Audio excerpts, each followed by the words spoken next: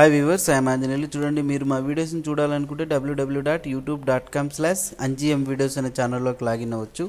తర్వాత right side subscribe button చూడండి. Subscribe చేయడం వల్ల ఏవైతే వీడియోస్ అప్లోడ్ చేస్తామో అవన్నీ కూడా మెయిల్ ద్వారా పొందొచ్చు. తర్వాత వీడియోస్ అన్నీ కూడా ఇక్కడ ప్లేలిస్ట్లో వీడియోస్ అన్నీ ఆర్డర్లో ఉంటాయి.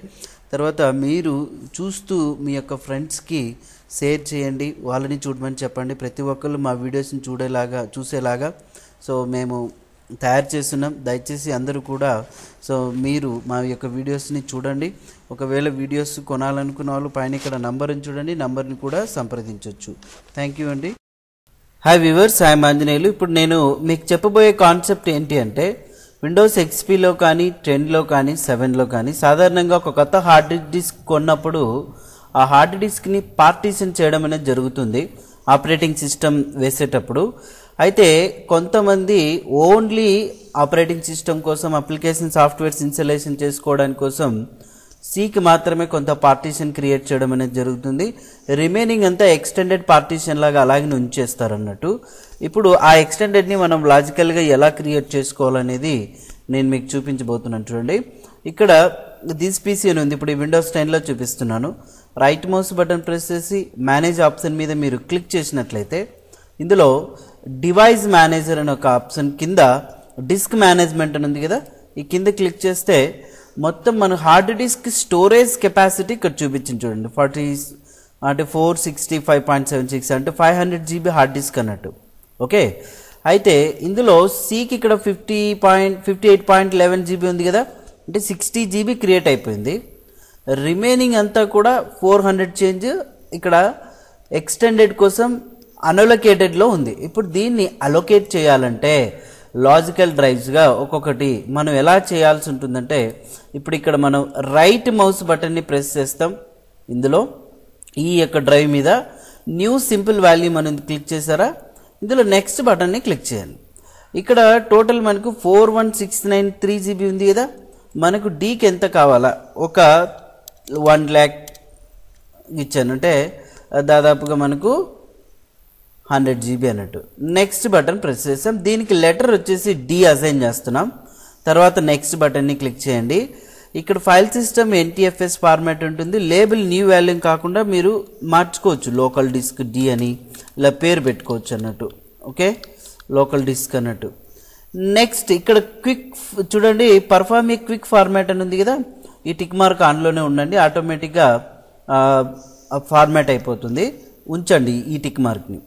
నెక్స్ట్ బటన్ క్లిక్ చేస్తాం. ఫినిష్ అని క్లిక్ చేసిన వెంటనే చూడండి 97.66 అంటే 100 GB ఈ యొక్క డ్రైవ్కి రిజర్వ్ అయిపోయింది.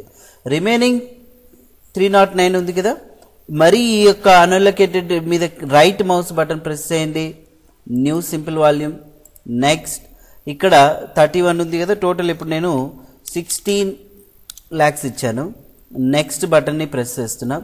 దీనికి డ్రైవ్ లెటర్ ఈ తీసుకున్నాం అనుకోండి, ఇక లేదు.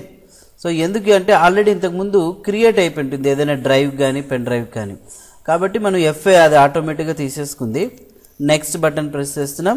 ఇక్కడ జస్ట్ టైప్ లోకల్ డిస్క్, మీ పేరైనా టైప్ చేసుకోవచ్చు ఇక్కడ. Next finish. తర్వాత ఏంటి, నెక్స్ట్ ఇక్కడ ఇది ఎక్స్టెండెడ్లోకి వచ్చేసింది చూడండి ఇదంతా, అవునా.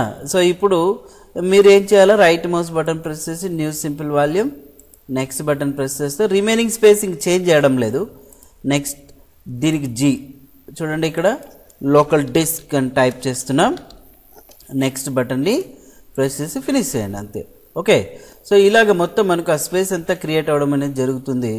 డి చూడండి, FG. ఓకేనా. సో ఇంతకుముందు ఏదైనా పెన్ డ్రైవ్ కానీ CD ROM కానీ కనెక్ట్ చేసినప్పుడు ఆ లెటర్ దానికి తీసుకుంటుంది, కాబట్టి మనము వీటి గురించి ఏమీ బాధపడాల్సిన అవసరం ఉండదు. సో టోటల్ ఇప్పుడంతా ఇదంతా కూడా క్రియేట్ అయిపోయింది చూడండి. ఓకేనండి. సో ఆ రకంగా మీరు ఏదైనా సరే ఎక్స్టెండెడ్లో ఉన్న పార్టీషన్స్ని లాజికల్గా క్రియేట్ చేసుకొని పెట్టుకోవచ్చు ఈ విధంగా. ఒకవేళ మీ హార్డ్ డిస్క్లో ఇక్కడ ఉన్న డ్రైవ్స్ అన్నీ కూడా ఎంటీ ఉంటే వాటిని మరీ డిలీట్ చేయాలనుకుంటే రైట్ మౌస్ బటన్ ప్రెస్ చేయండి. ఇక్కడ డిలీట్ వాల్యూమ్ అని చూడండి, ఎస్ అని క్లిక్ చేస్తే డిలీట్ అయిపోతుంది. ఇదంతా ఎక్స్టెండ్ చేసుకోవచ్చు అన్నట్టు. మరి ఈ యొక్క స్పేస్ని కూడా మీరు డిలీట్ పార్టీషన్ అంటే ఇది అన్అలొకేటెడ్ కింద అయిపోతుంది. అవునా. ఇట్లా మీరు డిలీట్ చేయొచ్చు. కానీ ఇదంతా ఎప్పుడు చేయొచ్చు, జాగ్రత్తగా వినండి. మీ యొక్క కంప్యూటర్ ఫ్రెష్గా వర్క్ చేస్తున్నప్పుడు మాత్రమే. మీరు ఆల్రెడీ డీలోను, ఈలోను, ఎఫ్లోను, ఇంకొక డ్రైవ్లో మొత్తం మీ పర్సనల్ డేటా పెట్టుకున్నారనుకోండి, మీరు అలాగైనా డిలీట్ చేయగలిగితే మీ యొక్క డేటా అంతా మొత్తం లాస్ అయిపోతుంది. అది మీరు గుర్తుపెట్టుకోవాలన్నట్టు. కాబట్టి ఎటువంటి పరిస్థితుల్లో కూడా అలా చేయకూడదు. సో ఏ డేటా లేనప్పుడు మాత్రమే మీరు ఈ విధంగా చేసుకోవచ్చు అన్నట్టు. ఓకే ఫ్రెండ్స్, సో ఈ వీడియో నచ్చినట్లయితే లైక్ చేయండి, షేర్ చేయండి, కామెంట్స్ ఇవ్వండి. ఓకే, ప్రతి ఒక్కళ్ళు సో మీరు మా యొక్క వీడియోస్ని తీసుకోవాలనుకుంటే MS office, Photoshop, page maker, coral draw hardware ఇవన్నీ కూడా మీరు ఇక్కడ చూపిస్తున్న నంబర్కి సంప్రదించవచ్చు. ఓకేనండి, థ్యాంక్ యూ వెరీ మచ్.